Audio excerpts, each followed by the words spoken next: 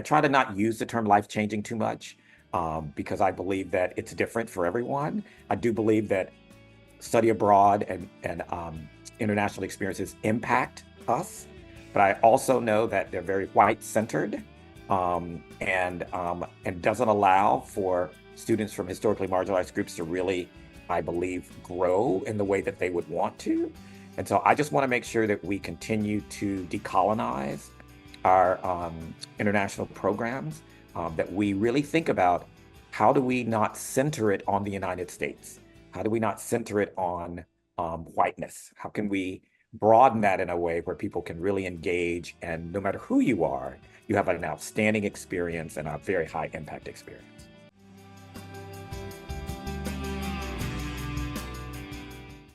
Welcome to Student Affairs Now, the online learning community for student affairs educators. I am your host, Heather Shea. Today on the podcast, we're discussing how to support students' mental health and well-being during education abroad programs. This topic emerged from my firsthand experience leading an undergraduate study abroad program earlier this summer. And I am so excited to learn with and from our three panelists today as we explore the unique challenges students face, best practices for support, and strategies for faculty and staff to enhance mental health resources during our international programs. Student Affairs Now is the premier podcast and learning community for thousands of us who work in, alongside, or adjacent to the field of higher education and student affairs.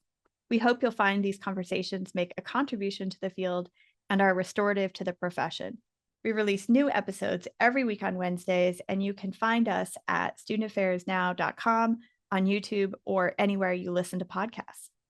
This episode is sponsored by Rutledge, Taylor, and Francis. They can view their complete catalog of authoritative education titles at rutledge.com/education. And this episode is also sponsored by Huron, a global professional services firm that collaborates with clients to put possible into practice. As I mentioned, I'm your host for today's episode, Heather Shea. My pronouns are she, her, and hers. And I am broadcasting from the ancestral, traditional, and contemporary lands of the Anishinaabe, Three Fires Confederacy of Ojibwe, Ottawa, and Potawatomi peoples, otherwise known as East Lansing, Michigan, home to Michigan State University, where I work. So let's bring everybody else in. I'm going to put on the gallery view. Welcome to the conversation today. We have three fabulous guests. Joining me are Vernon Wall. Back to the podcast. Vernon, welcome back. This is number 3, I think. I don't know. That sounds about right. It's been a couple. So Vernon has expertise in lots of areas, but this episode in particular, Vernon's going to be talking about his recent role as the Dean of Students on a semester at sea voyage. Lead of the semester at sea care team on Vernon's voyage was psychologist Dr. Shayna Perry, coming to us from Boston College. Welcome, Shayna. Pleasure to be here. Thanks, Heather. Yeah, and finally, welcome Dr. Matthew Rader, Associate VP for Student Affairs and Dean of Students at IES Abroad, which stands for the Institute for the International Education of Students. Welcome, Matt. Thanks so much. Great to be here. All right, so I'd love each of you to give us a little bit more of an intro. What is your connection to this topic? And if you have any experiences from your own backstory that drew you into international education, I'd love to hear them as well. So Shayna, we're going to have you start us off. Thanks, Heather. Yeah, pleasure to be here sitting with Vernon, who I spent quite a bit of time at sea with, and Heather and Matt, and all of your experiences you're bringing in. I'm Shayna, she, her pronouns. I'm located on the ancestral land of Massachusetts. And yeah, I think, first I'm coming in with some experience in student life. So student affairs, my connection there, about 9 years of working as resident director, graduate director through my education in pursuing my Doctorate of Clinical Psychology. But I think to this day, the thing that keeps shaping my connection to this topic more than anything is my own personal experience studying abroad. So I was a high school exchange student, and then college, and then a little bit later studied abroad in my graduate research. So I can't I can't help but believe that from the moment I studied abroad at 16 years old, my life trajectory, shifted a bit. And, my world opened up to a wider context, and I kept craving to keep it that way since. The older me, I think, knows that there are so many learnings and personal changes that, like, honestly didn't quite stick, or maybe come to fruition until a lot later in life, when I had other experiences, people kind of interact with those past experiences. And so I don't necessarily know if study abroad is inherently life or behavior changing. And I am absolutely here in this conversation because I wholeheartedly believe it has the potential. And I think in some ways more than so many other experiences. So I, as a psychologist and both now community member in some of these international organizations, I've become curious to find ways of how can we create a more positive, impactful experience for students and staff, and anyone involved in these programs. In addition to maybe having, that might include a point person like myself or a care team. And so as part of changing norms on a community level, I'm interested in how can we make it more accessible in terms of mental health. And that also means, the things that are inherent within that, including, socio-political factors like SES. As a kid, my family and I would not have ever dreamed of me studying abroad financially. And then I found Rotary International Club and, studied abroad in high school with them. And so I think trying to add to accessibility within my roles as a psychologist at organizations like Seeds of Peace and Semester at Sea has kind of brought me here, brought me to the topic. Thanks so much, Shayna. Vernon, tell us a little bit more about you. Vernon Wall, he, him pronouns. I'm in Washington, D.C., the ancestral homeland of many Native and Indigenous tribes, but primarily the Piscataway and the Anacostic. I'm director of business. Well, actually, now I'm a new position at Leadership. I'm chief of staff, full-time at Leadership now. So brand Congrats. new as I came back from Semester at Sea. So very excited about that. And Leadership, of course, is a nonprofit that works with college students and leading with integrity. And I was the Dean of Student Life for the Spring 2024 voyage, which was a tremendous experience, as always. It's my second time. I went in spring of 1998. And so really for me, I don't think I've ever mentioned this to anyone. I never studied abroad until I did Semester at Sea. As an undergraduate student, I never left the country. And there's a story with that, but I can maybe tell that at another time. It's just sort of the interesting dynamic of study abroad programs on college campuses and how students of color aren't seen as people who can study abroad. So that was really amazing for me to be able to go to 10 countries in 4 months, my very first time abroad. And so, and then now, after I agree with Shayna that I think it will take me a while to really unpack everything that happened during that voyage, but I'm so happy to have this conversation with all of you. Yeah, Vernon, I didn't study abroad as an undergraduate either, and it wasn't until I was a doctoral student and got to do a fellowship that I first had the opportunity to merge the international travel and the education abroad experience. Matt. And now I have to go abroad every year. I Yes. can't. I have to. I just have to. Yes. It's an amazing thing. I've moved all kinds of things around in my life to make sure I can still make it happen. Matt, tell us more about you. Welcome. Sure. Thank you so much. Just a little bit, because not always everybody's aware of IS Abroad, but I've been doing student affairs work now for almost 35 years, 15 of those in a U.S. context, and the last 20 in an international context with IES Abroad. And so in my work, I help lead a global student affairs team of about 80 student affairs staff who deliver high quality health and safety programs and services, as well as developmental programs that help students grow in their intercultural competence. So if you're not aware, IS Abroad is an academic consortium of about 275 highly selective and selective institutions in the US. We operate in 18 different countries and in 30 different locations within those countries. Over the course of a year, we help educate about 10,000 students in traditional study abroad programs, but as well internship programs and faculty-led programs. And so in my time at IES in particular, my staff and I have connected thousands of students with in-country mental health resources to advance their success. And regretfully, I've also had to manage some mental health evacuations and such too, as well, which is another thing that we'll probably get to in this conversation. And so why do I do this work? Research shows that most students in the US typically live in very segregated communities. And I believe that one of the best ways to help students understand difference is by placing themselves in a place that's different from where they are now. And international education helps most students better understand cultures, whether that's the language, whether that's the behaviors, whether that's the ways of being, and so much more that are different from what they know or think they know.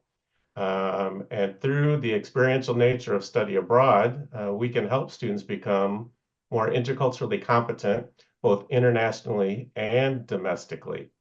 So in my role at IES Abroad, I take my knowledge of the US student culture and help students and our global staff in understanding each other so that all students can be successful within our mission and in advancing DEIA overall. So that's a little bit about me. Awesome. This is a phenomenal panel. I am so grateful for all of you spending time with us today.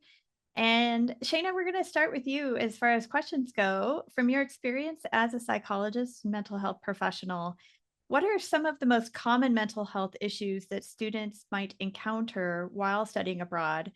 And then how, of course, can faculty and student affairs staff be better equipped to identify and support these students? Yeah, I think, when first hearing this question, I kind of feel myself want to jump into a list of, some come up together with some sort of exhaustive list between us four and our experiences. I think that might prevent us first and foremost, though, of, acknowledging that often students and higher ed communities are really bringing with them so much of what is already there, struggles back home and home campuses. And so this also means that we're bringing our strengths as individuals, as communities, potentially subgroups. It feels humanizing and orienting to me. We don't have to think completely outside of the box here to imagine what students might encounter or what students often encounter in study abroad experiences in terms of mental health. And of course, absolutely, there are additional experiences as well as stressors that I think are unique to studying abroad that get me excited to, have this conversation with you all in the way of getting to start and collate and understand some of the nuances of what shows up in traveling and bringing with us what's already there. So I think before maybe kind of offering some umbrellas and then seeing what people have to chime in with, I don't want to get lost in some of those umbrellas or the nuances of experiences. And what I find grounding is less so what are the upticks in our, kind of rigid, often formulaic mental health diagnosis system, and more so, think to some of the clinicians and humans who talk about things on the level of what are our basic evolutionary needs or yearnings that we're bringing with us, we're negotiating constantly in any given moment, as a kind of home base to come back to within some of these more unique individual factors for studying abroad. And that's kind of some of the work of Stephen Hayes and some psychologists I won't get too into, mentors like Emily Sandos and Kelly Wilson. But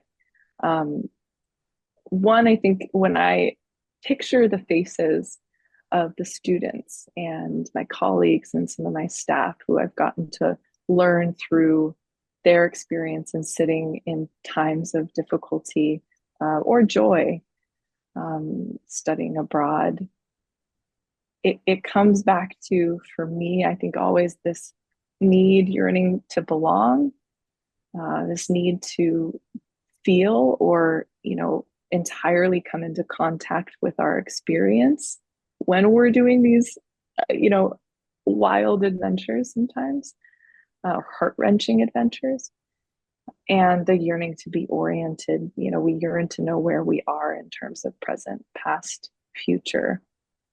So I couch these umbrellas, with that lens, because no matter what, even as we talk about some of the nuances, I think we can always come back to that, and in wondering what people might be encountering as, the foundation underlying all of these things. So I guess unique stressors kind of popped up as I also kind of sifted through some of the research that's out there and people talking about their experience, and then more than anything looking to our own experiences.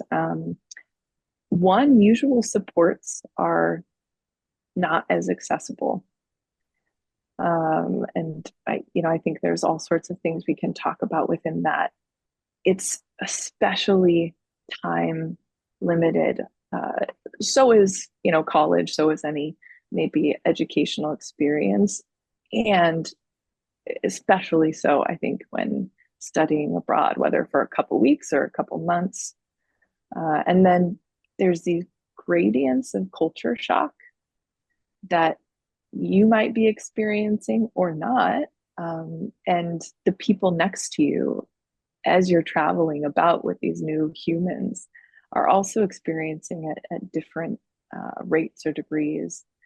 And then, never underestimating, I think, the impact that biological changes can have on mental health and struggles, and navigating some of these, evolutionary needs. So I'm happy to jump into some of those briefly and kind of hear other people's thoughts on some of those. But I think I would love for you to start with the idea of support, because I think that's definitely evolved too, right? I mean, I think while there's potentially a 6-hour or 10-hour time difference, the ability to pick up a phone is really different today than maybe it was the first time Vernon led his program. So maybe talk a little bit about some of the supports of relations with people from home. Yeah, I mean, whether you're a student or a staff member, frankly, on a program, we really don't get to bring our idiosyncratic, culturally attuned supports, whether that be a person or a group of people. So I think not having as frequent contact or in-person contact, as we're, our bodies are kind of in this constantly activated space, being in a new environment 24/7, even when we come back to sleep at night. And so we don't get that, our body doesn't get that reprieve of the familiar at the end of a day, which might even be more accessible back at a campus. So yeah, thinking about semester at sea, a sailor's life, you can't, really readily call home, although sometimes you could pay $17 a minute or something to to do so. And so I think that can really impact pre-existing struggles. Students can suddenly, on these experiences, feel impacted in ways related to identity, for instance, or mental health, or just like coming in contact with the realities of the world in new ways.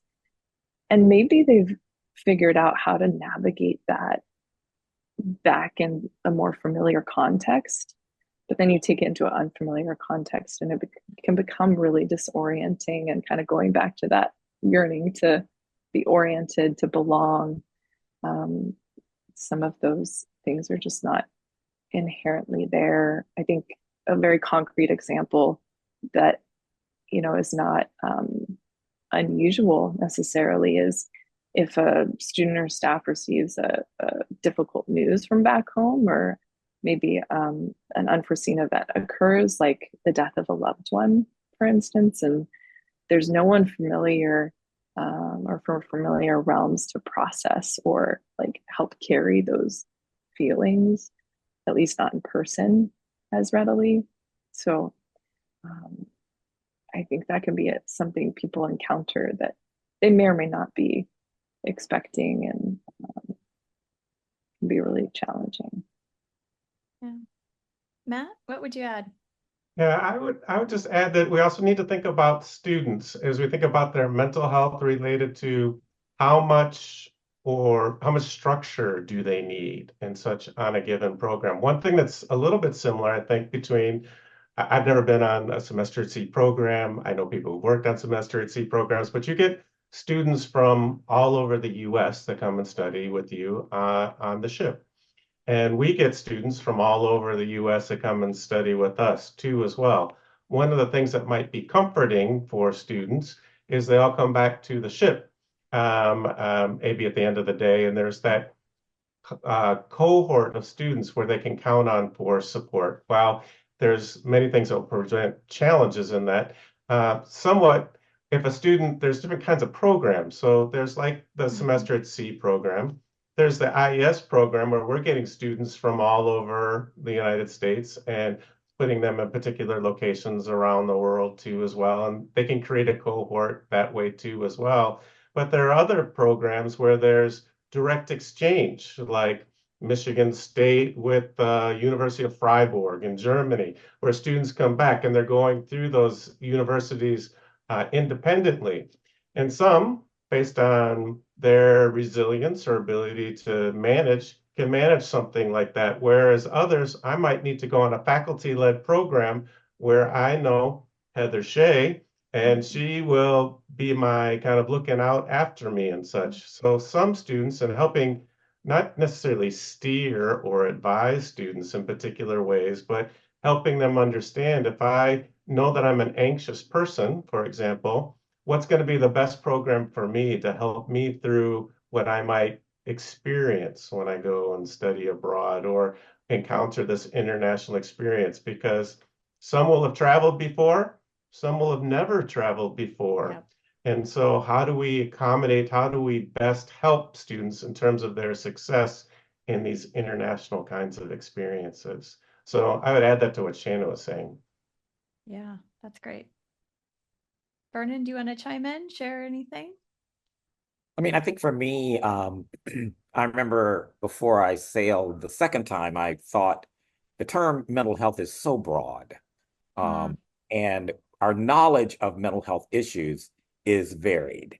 And with social media, with the internet, with just the engagement of people, we use the term mental health, I think, too broadly sometimes. And so I loved how we really tried on our voyage to narrow it down to say, so what are we talking about? Are we talking about medications? Are we talking about anxiety? Are we talking about, what are we talking about? Because students will just mention mental health randomly. Like they'll say, oh, this is not good for my mental health. No, no, no.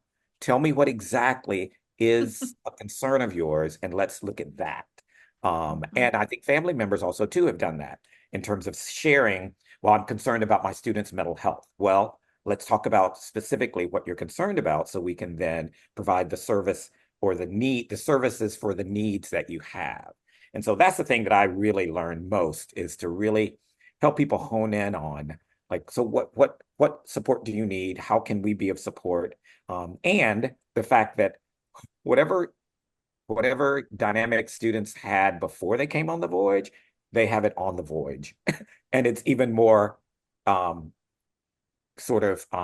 magnified with just the experience itself. So I think that it's important for me for those two things to be present all the time. Yeah, Shayna, what else would you say? Yeah, I think that to that magnification you're talking about, Vernon, I think it brings it to that, point of it's especially time limited in nature. And so Les McCabe, I think, talks about this in the article. I think, Heather, you're going to share with people. I'm going to share. But yep. Yeah, the social pressures to stimulate are, do it quick or else. And it gets at that yearning to be oriented, to belong, to feel. But the experience is only so long usually. And as soon as I remember, as soon as, stepping foot abroad, there's kind of this unavoidable awareness of this nagging feeling of this clock that starts to tick behind you. And in addition to the societal, familial, maybe school or programs messaging of potentially this will be one of the greatest, most meaningful experiences of your life. And so as a student, as a staff member, I don't think we're immune to it either. I can, remember that immense amount of pressure put on creating connections, making an impact, being impacted. And so I think it kind of exacerbates some of those things we're negotiating and navigating in life in any point. And there can be disappointment inevitable in that. There's never enough time to feel or make contact with every aspect of the experience, or to do it, to fit it all in. That can be so anxiety provoking at baseline, let alone if you already have experiences of anxiety or kind of run anxious. And there might be radical disappointment to given expectations that you have of yourself and also that you have of others. That you'll be transformed, that they'll be transformed, that transformation will be happening at the same rate or degree. And I think this can be a wonderful opportunity. Just as not having our usual supports accessible can also be a wonderful opportunity to have to look to other places within yourself, other groups, but it definitely adds some pressure to what might already be cooking. Yeah. If I could just add one thing onto what Shayna and what Vernon have already talked about, is something I've been talking about lately as I've done some presentations and such, which deals with that anticipatory anxiety, I think, that students often have. And when we think about the college experience for traditional college students, and that's mostly what I have on my programs, are traditional college students, when they go off to college for their first year, they tend to be kind of anxious sometimes. Sometimes they're really excited to be there, but I don't know if I'm going to make friends. I don't know if I'm going to be able to fit in this culture within the college or university and all of that. And what I really have found, especially sometimes with students who experience challenges as I work with them and their families and their schools, is if they had considerable anxiety or trouble adjusting and such during their first year, it's usually happening when they study abroad too as well. And there's a lot of repeat kind of that behaviors and concerns that sometimes come up. And that's not because we're not trying to do things that help them be successful, but we just need to do more and try to help make that transition as smooth as possible, using some of the same skills that we use as we transition first year students from the high school experience into the college experience, because they may be learning a new way of language, they may be dealing with all new peer group, friends, just kind of how do I even do my laundry where the washing machine doesn't work like the washing machine in Germany or in Japan or whatever. These create frustrations that can then cause problems and make us not feel the best on our programs and such. So minimizing those things through, I know we'll get to probably this sometime along the line, but like through orientation programs and other things that we do to help students be successful in international environments. Yeah. Vernon, I know these things have always been, I mean, mental health has always been, it's not like these are brand new issues that we've seen. But I am curious about, after you have led this semester at Sea program a couple of times, what changes have you seen, or what common concerns maybe were more present back in the late 90s versus in 2024? Yeah, Heather, I think for me, what I remember most about my first voyage in 1998 was that the focus was on alcohol. It was on the use of alcohol. What does that mean? Um, how is that influencing students' behaviors? Um, I don't even know if we even talked about mental health. I think maybe it leaned toward cabin mate concerns in terms of not getting along, but not the broad stroke of mental health that we're talking about now. And that's what I remember most. And I think students' behavior has shifted. I know it's on this past spring voyage. Yes, students do, if they choose to, consume alcohol, but now it's much more connected to Airbnbs, because now when a student leaves our ship and goes into a city or into a country, they are there and they can get an Airbnb with 10 people and they can party it up. And then when they get back to the ship, they're usually exhausted. So, we alcohol in itself was not, I believe, as strong of an issue as it was. It doesn't mean that students didn't use and sometimes maybe abuse alcohol, but it was I don't believe that was the case. It was that more than that. And vaping is something that students tend to do more. And I know that our crew was really baffled by the fact that the smoking area, which of course typically on the ship is for people who are smoking, tobacco, is or cigarettes, and the smoking area was never, a problem because nobody would go there because nobody wanted to smell like smoke. Now, on our voyage, everyone was hanging out there because it was the place where people socialized and vape. Nobody, that was not on my bingo card, that would be something that students would be connecting with. So those are, I mean, I think that we know that mental health issues were happening in 1988, absolutely. But I don't believe that we have the knowledge that we do now. And also, too, I think that family members and caregivers are more aware of mental health issues, and so they're more apt to talk about them and share them. Yeah, interesting. That's super fascinating. I also had some experiences with vaping on my program too, and I was like, wait, this is really interesting. I am we could do a whole episode just on vaping culture, I think. Matt, I'm really curious, based on what your programs do. I mean, it sounds like hundreds of programs all over the world. And I'm really curious about supports that you provide to students related to mental health, and in particular related to any emergency evacuations. Like, I mean, those are really high stress, hopefully very rare circumstances, but I know I have had to send a student home, not by their choice. And it definitely creates a dynamic and a stressor for everybody involved. Mm-hmm. Fortunately, we haven't had to spend too many students home based on their mental health. It has happened. We've had students hospitalized and then medevaced home and such, and that's no fun for anybody. It's not good for the student group that's with the fellow student. If there's faculty members, my staff in particular locations, uh, none of that's happiness. But I do think that there's some things that we can do as we lead programs abroad or we work with students who are going abroad And I kind of made a little list, if I could go through those just real Sure. briefly Yeah, here. for sure.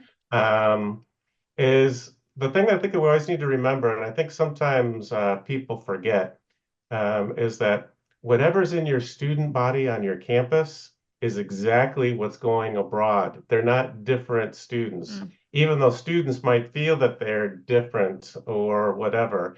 What I've seen over my 20 years working at IS abroad is increasing numbers of students who have been diagnosed with a mental health condition.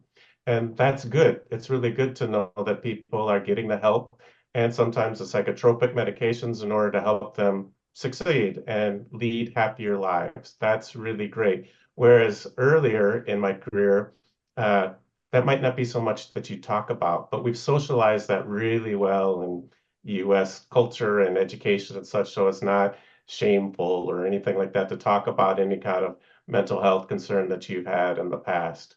But the other thing that I'd say is some of our students, unfortunately, think that because I'm going abroad, I'm not going to have my obsessive compulsiveness or my anxiety or my depression or whatever the case may be. Unfortunately, it still goes with them and needs to be managed in proactive kinds of ways, which I'll talk about in just a second.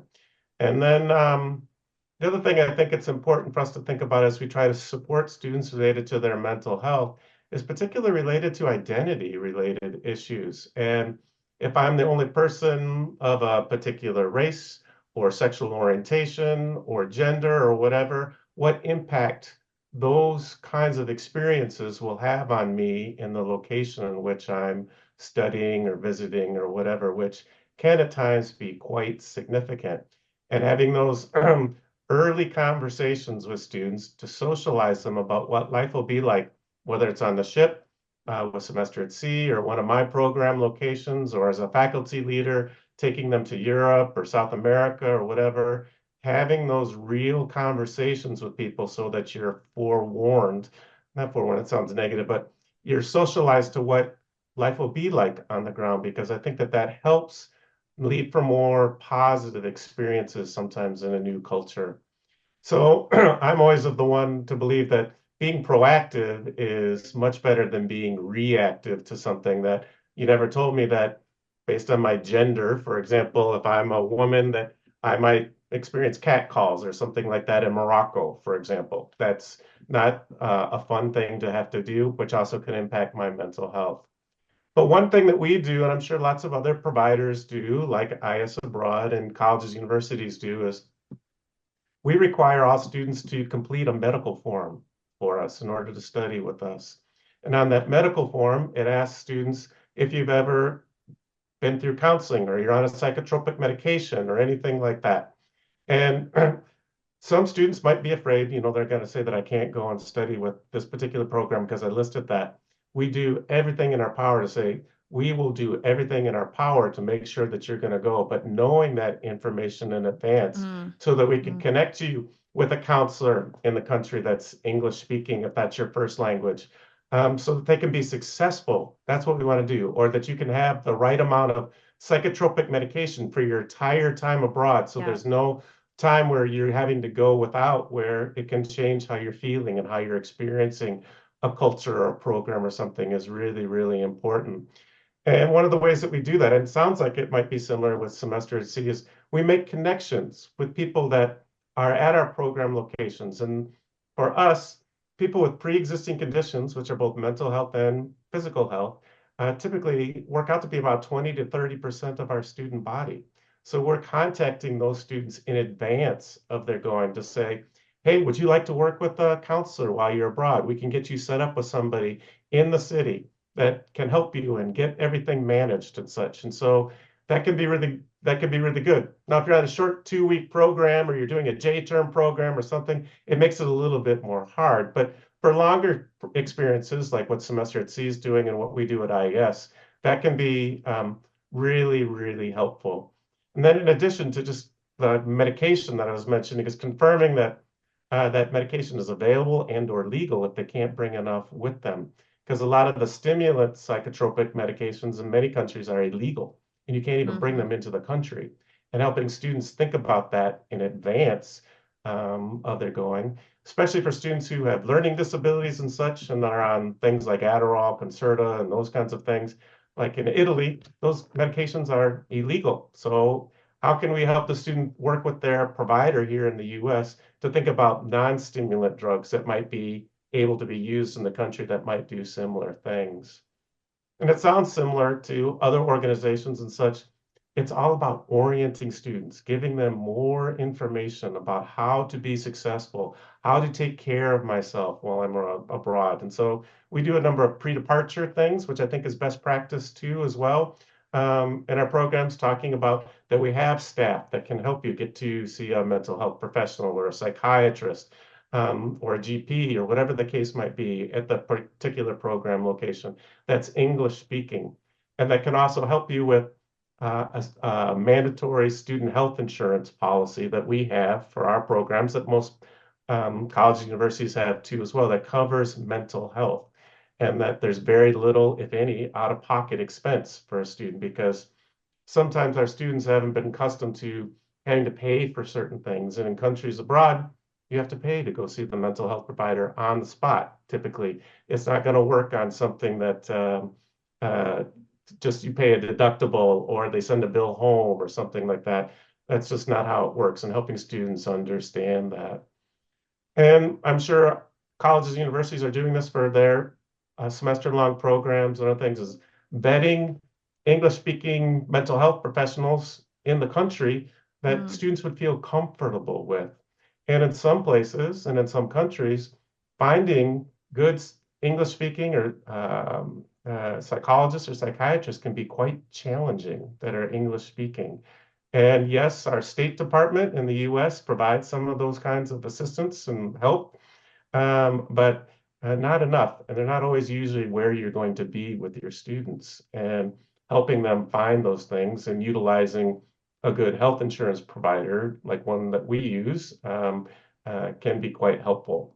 But I guess two last things here is, I think the other thing that we have to do to try to help students be successful is to make sure that we've trained our faculty and staff who are going on our programs to identify students who might not be doing well.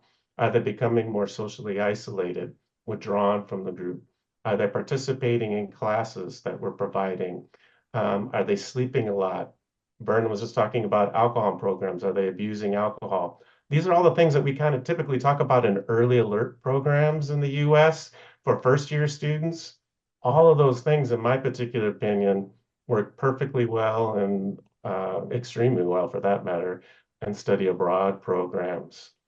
And the only other thing that I would say that really helps so that you don't have to get to that medevac situation, I can talk about those too if y'all want to hear, but they're not so very fun and that kind of stuff. And if we do a lot of these proactive, preventative things, we don't usually get to that case. But Shayna coordinates a care team and such, and most colleges and universities have care teams or behavior intervention teams or both. Making sure that your college or university taps into international too as well, about what do you do if a student is having some mental health challenges in the Netherlands?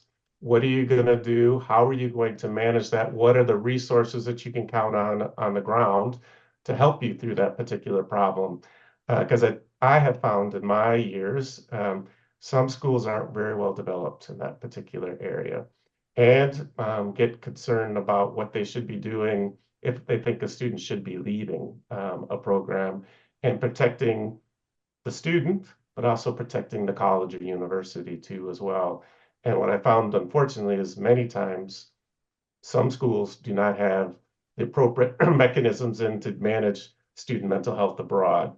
And what's like, if I'm in Argentina, for example, mental health is really Freudian in its way of thinking and such. And so getting somebody assessed for suicidal ideation is really challenging in Argentina to get done quickly, where in the US, they go through a basic kind of thing.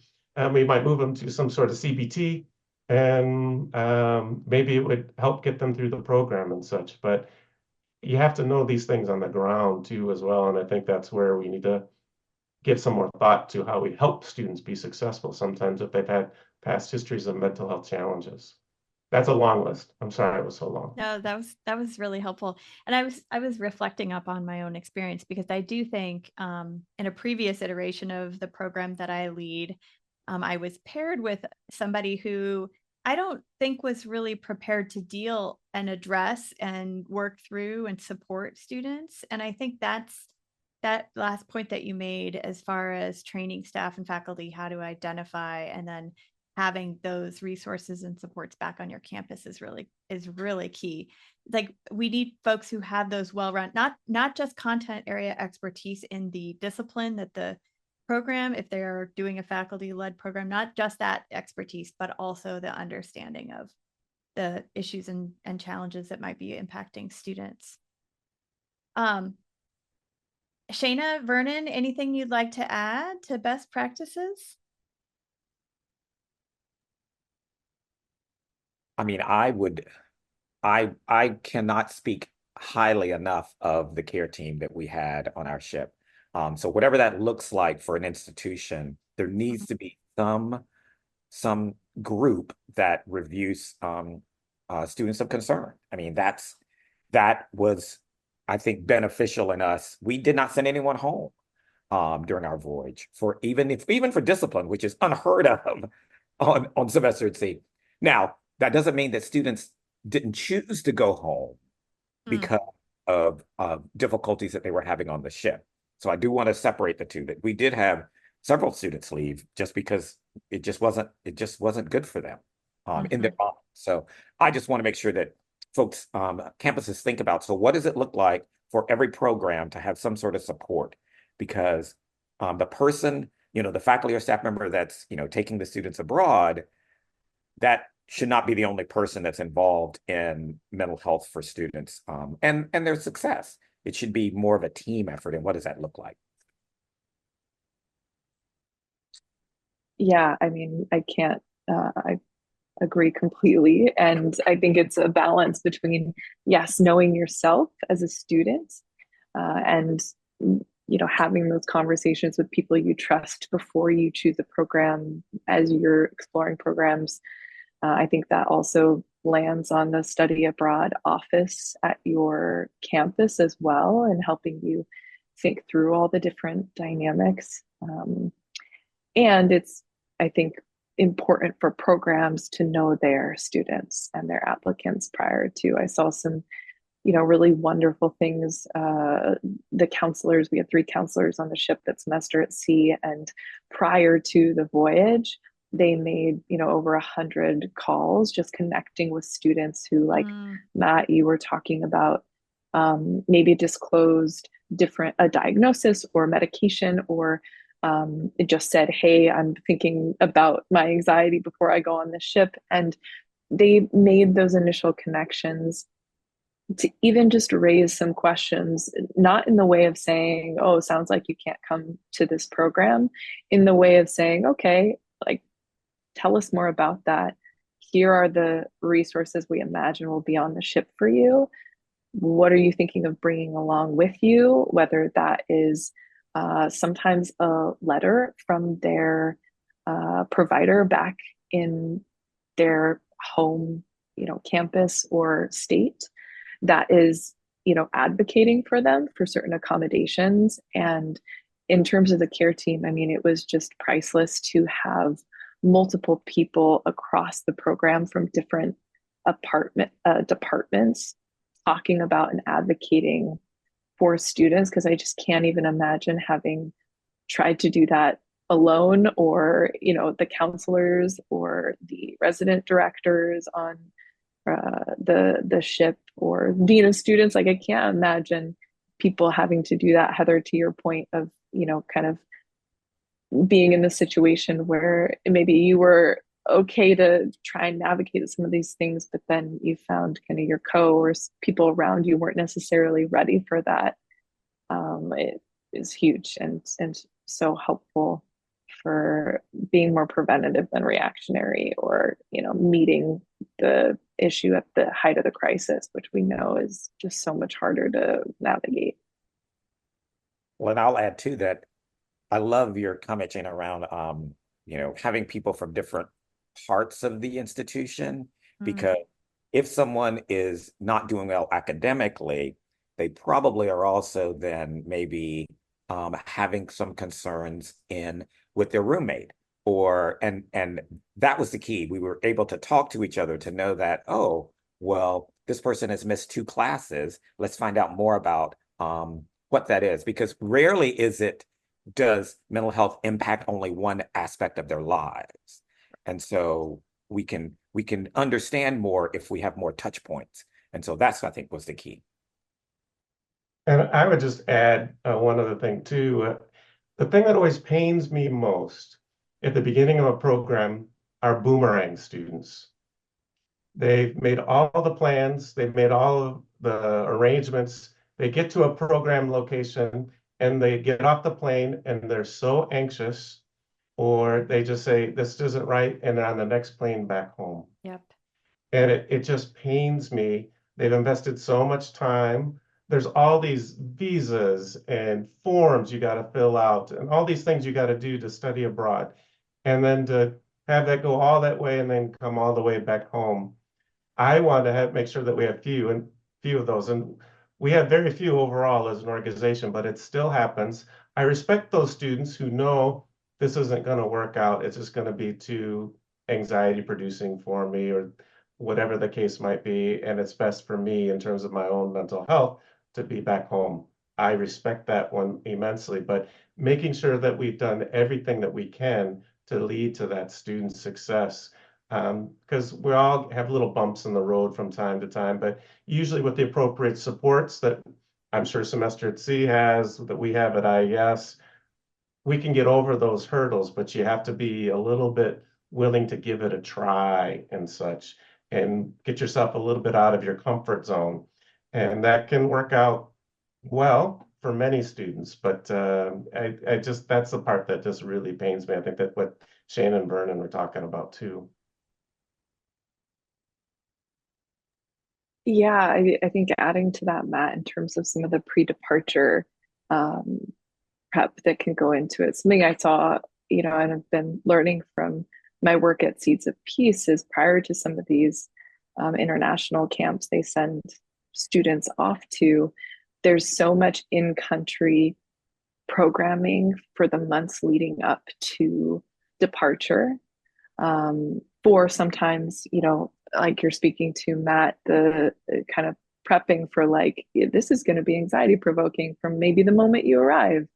How might you show up for yourself in those moments, or what are you going to need to then also that identity work that you were speaking to, Matt, knowing that, there's going to be these gradients of culture shock, and Seeds of Peace is based around really difficult intergroup dialogue and facilitated peace dialogue. And so the context of the program is so important in some of that prep work of, are you getting to explore who you are, your identities prior to coming into whatever the program is, the context is, and know that people alongside you may or may not have done that work, and that's going to be potentially really difficult and have its own dynamics. And so anytime you can bring together a group that's going to be traveling together prior to, and I can't emphasize it enough in terms of staff and faculty as well. Like Vernon, as Dean of Student, did this so beautifully for our department in student life on the ship. We were meeting, months prior to the voyage. And so when we showed up, even though it was through Zoom in these little boxes, when we showed up together as our immediate team, it felt really cohesive, and the students felt that from our student life team, I think throughout the voyage. And that felt really, priceless, especially in moments for our student life team in terms of crisis or things that were unexpected on the voyage, or individual student mental health needs. Yeah, let's talk about that unexpected piece for just a moment, because and then we're going to get to the solutions and things we might want to incorporate into those pre-departure meetings. But I am really thoughtful about the context. There's, we have multiple factors here. We have the students themselves, we have whoever's potentially their support system, but then the environment in which they are traveling to, could face a number of different disruptions or crises. I mean, and then there's the little everyday things, right? Like you miss a train or it's pouring rain for 3 days. Those types of things that are completely beyond your control. I think worrying about those creates a lot of anxiousness, and that's the kind of thing that keeps me up at night, because I want to be able to control some of those factors. I learned a long time ago, you can't control the weather. You can only control your clothing that you've decided to wear that day and make it make it work. Matt, do you want to talk a little bit about how there seems to be an increase in global travel disruptions, as well as other crises that are affecting programs? What have you done to kind of mitigate those challenges? Sure. Yeah, boy, I wish those things would stop, because then I could get a better night's sleep, Sure. and my team could get a better night's sleep at night. But being aware of all of these things can happen. Like in my time at IS, like we've had natural disasters, like the earthquake in Fukushima in Japan and such, and other locations around the world. That happens. That can make you anxious or keep you awake at night. There can be political unrest in locations like a coup attempt in Turkey or in Ecuador and such. Terrorism, like we've had in many places around the world, but more significantly with us in London and in Paris and such. Then there's pandemics. When the pandemic finally broke out and such, and we had to bring almost 3,000 students from all over the planet back home and get them back into the country and such. All of that is crazy, nuts, and makes everybody anxious and such. But unfortunately, they can't be avoided. Life happens, as we say, right? But I think there are some things that we could do as people who work in this field in international education and such, is making sure that we're thinking in advance about problems that can happen, whether they're of a natural disaster or political unrest or anything like that, and having plans in place to be able to manage those things. And as sometimes we say at IS abroad, like having boots on the ground to help deal with these problems so that students don't get overly stressed or anxious about these things. And that gets into what all colleges, universities who are taking students abroad are working with providers like Semester at Sea or IS Abroad to help them know what our plans are, to where do you go, what do you do, all of that, because the more you know, I tend to believe the less anxious you are, the less concerned you are. So having those plans in place for every location where your students are is really, really important. But I think the other thing too is, do you have the means to let your students know what's going on and communicating with them quickly?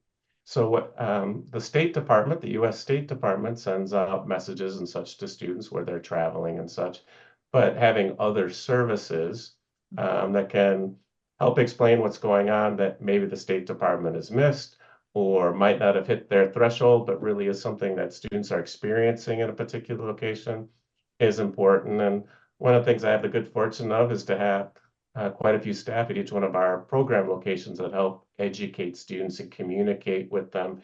And also with us here in the States, because while the student might be anxious, their parent might be twice as anxious as their student. And so they're calling me or calling their student to check in, which just increases everybody's anxiety.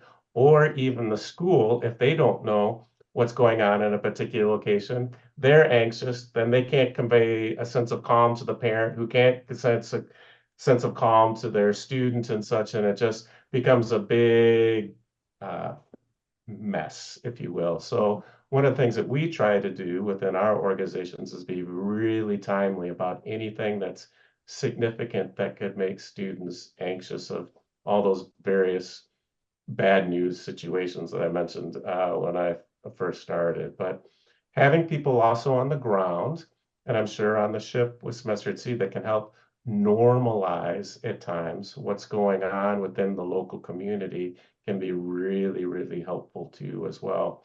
Or maybe not normalize, but say this is a really serious thing and you need to be taking shelter, you need to be doing this, that, or whatever, is really important too as well. So those would be some things, but really in the grand scheme of things, making sure that you have good crisis plans for those big natural disasters and such, but also for a student maybe who has a significant mental health problem, has some sort of suicidal ideation, maybe, or is cutting, or is doing other kinds of things that are disruptive, maybe having a psychotic break, on the verge of schizophrenia.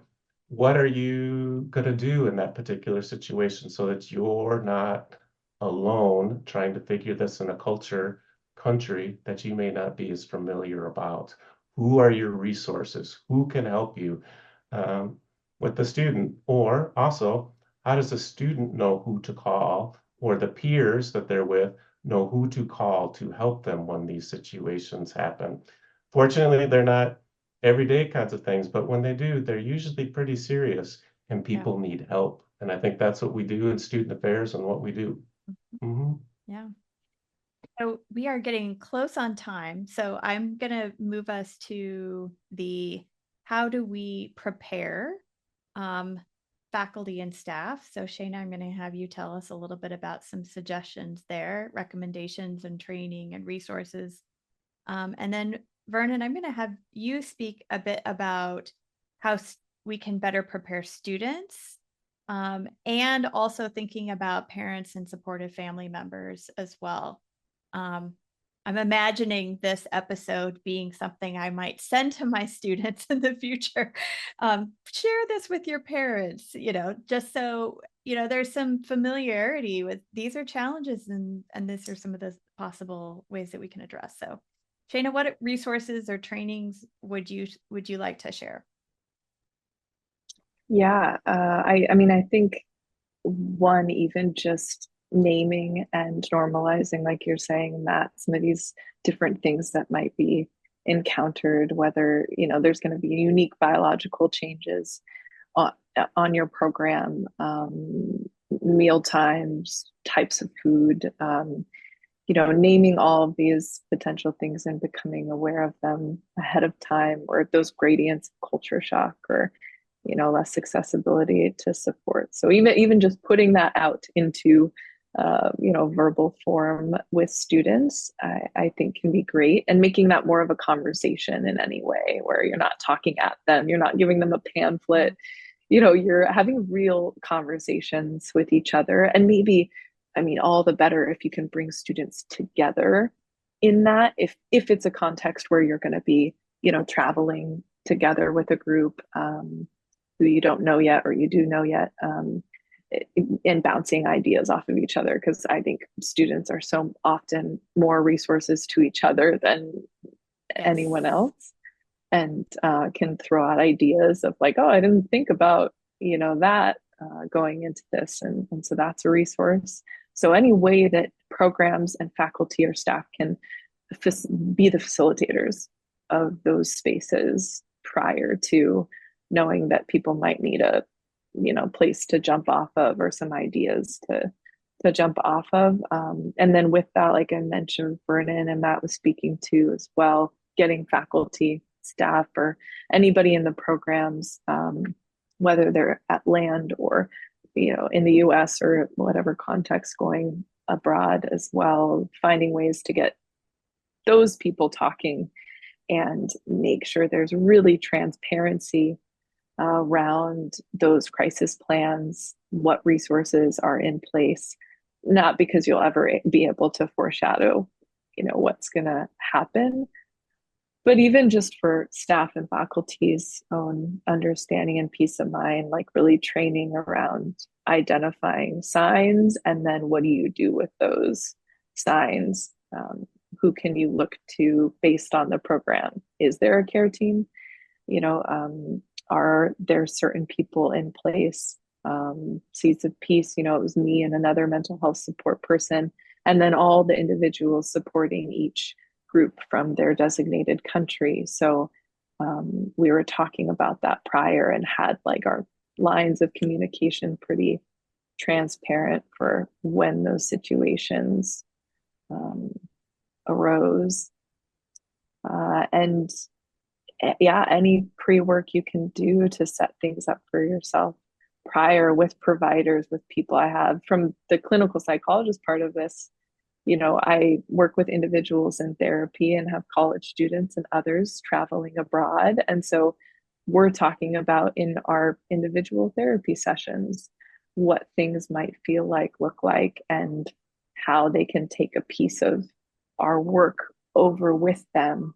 Are there medications in place? Advocating on an individual level for that as a individual provider too. So I think it's important for student affairs or people in these programs to know that most likely and hopefully, if people have providers in place, they are hopefully willing and eager to work with the program, even if they can't do therapy with someone abroad, given licensure. They're really open and probably excited to work with a program to help put some things in place or advocate for their clients or their patients as well. Yeah, Great. Vernon might have some to add to that. Vernon, what else would you add to that? And then what about students and supportive family members in their lives? Yeah, I think that I can't speak enough about pre-departure conversations. Just whatever that looks like. I will also say too that it's interesting that we typically use students who have studied abroad to be of support to students who haven't studied abroad, but we don't do enough of having families and caregivers who have sent students abroad to talk to other families and other caregivers. How can we develop sort of a community of family members talking to each other and supporting each other during the time when their student is studying abroad? So that's something that I think we're missing. I'd like to see more of that. And I felt more of that near the middle of the voyage of ours. I was like, wow, why don't we have more family members talking to these family members rather than me? Because yeah, I'm the dean of student life, but another family member saying, here's what I experienced would be even more impactful. So I think I'm imagining a parent Facebook group or something like that. Yeah, something where they can really communicate with each other and say, here's been my struggles, here have been my successes, here's what I've loved about the program when my student went through the program. So yeah, absolutely. And then of course a process for students to share their mental health journey, whatever that looks like. I love what Matt mentioned earlier in terms of whatever the culture of your campus is. Like when Michigan State students go abroad, they're still Michigan State students. Yeah. And so the students, whatever their experience is on campus, like if you felt marginalized on campus, you're going to feel marginalized when you're on the study abroad experience. Or if you felt community and just joy about being at Michigan State, then you are going to feel that when so I think we sometimes separate that. We think that, oh, these students that are studying abroad, they're not going to they're going to be totally different people. No, they're not. They're going to be who they are. Now, yes, there will be growth, there will be change, absolutely. And they're going to be the same. Yeah. And when you have those different cultures coming, together or from different places to the same program, then that in itself is ripe for opportunities of, difficult dynamics and potential growth.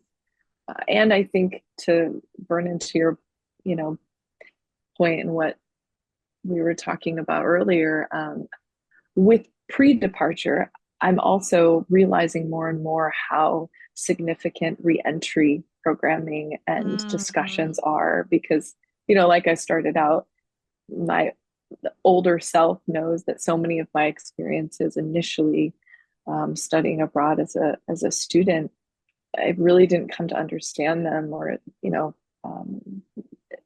experience change from them, except through some of those re-entry experiences. And I think any way we can, because mental health doesn't stop, or like we're saying, we come with what we're already struggling with. Well, we also leave, sometimes with those struggles, and maybe new ones that we hadn't encountered before. And so I think that's equally as important if we're really invested in students, not just while they're at the program, but if we genuinely care about what the experience then means for them after the fact. I think we've got to figure out, that reentry programming and support, as well.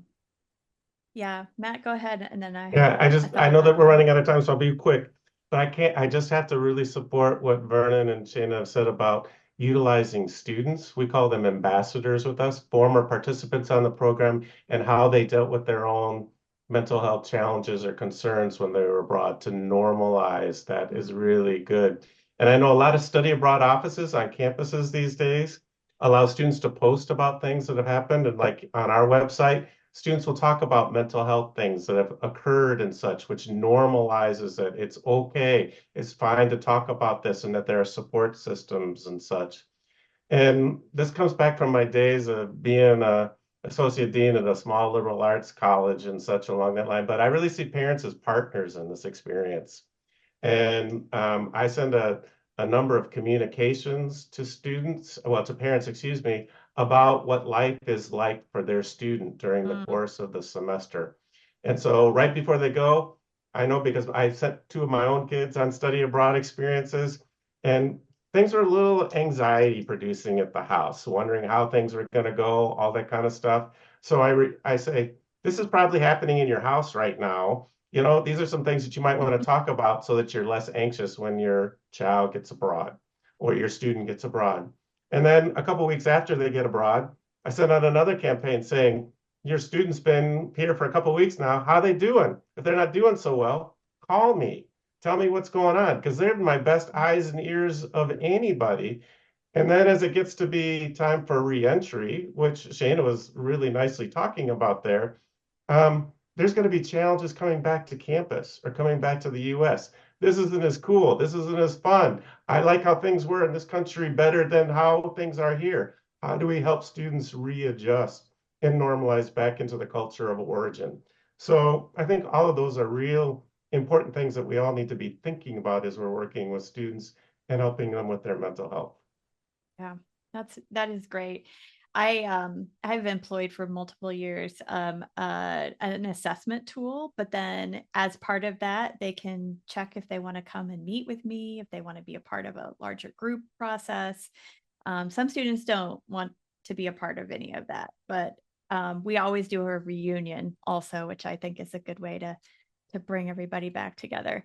And I think you're right, Shayna, it is about meaning making, right? How do you make meaning of this experience? And that might happen within the couple weeks after you return, but it might be years later. And I think that's the data that hasn't yet been really discovered yet on all of the high impact practices, is how do we know that they have an impact 5, 10, 20 years down the road?